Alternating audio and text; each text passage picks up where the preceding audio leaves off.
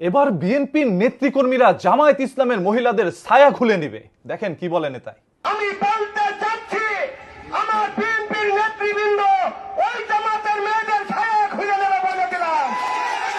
যদি আবার আপনারা গ্রামে লাগান, আপনারা গ্রামে মেয়েদের লাগাবেন। এই নেতা প্রকাশ্যে কিভাবে সবার সামনে বলল যে বিএনপির নেতৃবৃন্দরা মানে বিএনপির যারা মহিলা কর্মী আছে তারা জামায়াত ইসলামের মহিলা কর্মীরা যদি বাসার মধ্যে ভোট চাইতে যায় বা নির্বাচনের প্রচারণা চালাতে যায় তাহলে তার শাড়ির নিচে যে ছায়া থাকে সেই ছায়াটা তারা খুলে নিবে। এখন এই ছায়া ব্যবসা কবে থেকে এই নেতারা শুরু করলো? আরে ভাই, এখন আওয়ামী লীগের আমল নাই, যেটা সত্য সেটা বলবেন। আওয়ামী লীগ আমলে সত্য বলছি, এখনো যেটা সত্য সেটা বলবো। এখন পর্যন্ত দেশের মধ্যে কোনো নির্বাচিত সরকার আসে নাই, নির্বাচিত সরকার আসলো সত্য বলবো। এই সত্য বলার জন্যই এই দেশের মধ্যে নতুন করে আমরা স্বাধীনতা নিয়ে আসছি। এই যে দেখেন, বিএনপির এই নেতা প্রকাশ্যে জনসম্মুখে একটি মঞ্চের মধ্যে উঠে বলল মহিলার ছায়া খুলে নিবে। ওর ঘরে কি মানে মা বোন নাই? যদি মা বোন থেকে থাকে, একজন মহিলার এরকম একটি জিনিস নিয়ে কিভাবে তিনি বাজে মন্তব্য করলো? জামায়াত ইসলামের সেই মহিলা, আমি একটা বাদ দিলাম, সেই মহিলা জামায়াত ইসলামের নেতা করবি না, সে একটা মহিলা। একজন মহিলার ইজ্জত হরণ করবেন প্রকাশ্যে, এটা আবার বলছেন সবার সামনে।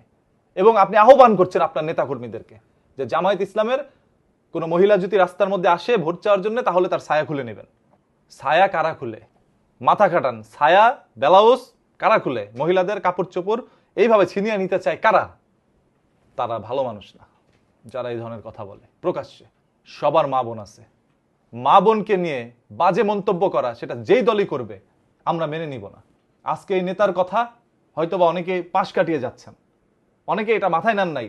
তবে এরাই যদি ক্ষমতায় আসে, এইরকম নেতা যদি ক্ষমতায় আসে, তাহলে দেশের কি হইতে পারে চিন্তা করে দেখেন। সত্য কথা সবাই বলে না ভাই, সাহস লাগে। এই নিয়ে সত্য কথা বলে দিছে স্টেজের মধ্যে উঠে, এটাও তার সাহস আছে, আমি তার সাহসের প্রশংসা করি। তবে এই সাহসটা ভালো কাজে দেখাইলে কাজে দিত। আপনি জামায়াত ইসলামের একটা মহিলার ছায়া খুলে নিয়ে যাবেন, তার ব্লাউজ খুলে নিয়ে যাবেন, এটা বলতে কি আপনার লজ্জা লাগে নাই? আপনি খুলেন, আবার আপনার নেতাকর্মীদেরকে এই আহ্বান জানাচ্ছেন। নেতা যারা আপনার নেত্রী আছে তাদেরকে আহ্বান জানাচ্ছেন। জামায়াত ইসলামের দোষ কি? তারা মহিলাদেরকে কেন তাদের সংগঠনের মধ্যে আনছে? তারা তো ইসলামিক দল, তারা ইসলামিক দল, এটা আপনারা মানেন, আবার আপনারাই বলেন তারা কোনো ইসলামিক দল না। মানে আপনারা কি বুঝাতে চান? আমি জামায়াত ইসলামের দালালি করতে আসি না, আমি ইনসাফের কথা বলতে আসছি। এখন ইনসাফের কথা বললে সেটা কোনো দলের বিরুদ্ধে গিয়ে দাঁড়ায়, কারণ ইনসাফ কোনো দলের না। ইনসাফ হচ্ছে মানুষের জন্য, জনগণের জন্য কথা বলা। আজ একটা মহিলার ছায়া খুলে নিবেন এটা বলছেন, আগামীকাল যখন ক্ষমতা পাবেন হাতের মধ্যে তখন আরো কত কিছু খুলতে চাইবেন আপনারা, প্রকাশ্যে এগুলো বলবেন। আওয়ামী লীগের আমলে শুনছেন কোন নেতা এরকম কথা বলছে যে মহিলাদের ছায়া ব্লাউজ খুলে নিবে?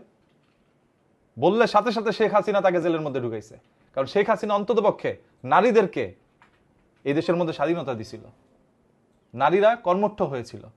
আর আজ আপনি দলে ক্ষমতায় আসার আগেই বলতেছেন ছায়া খুলে নেবেন।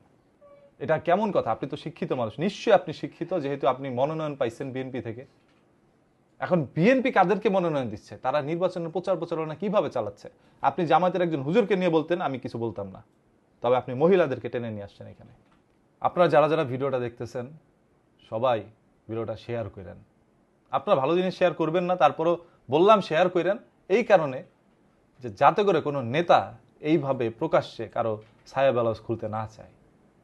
নারীদের সম্মান দিতে শিখুন, নারীদের ইজ্জত দিতে শিখুন। আমার নবী হযরত মুহাম্মদ সাল্লাল্লাহু সাল্লামও যুদ্ধের ময়দানে মহিলাদেরকে নিয়ে গিয়েছিলেন।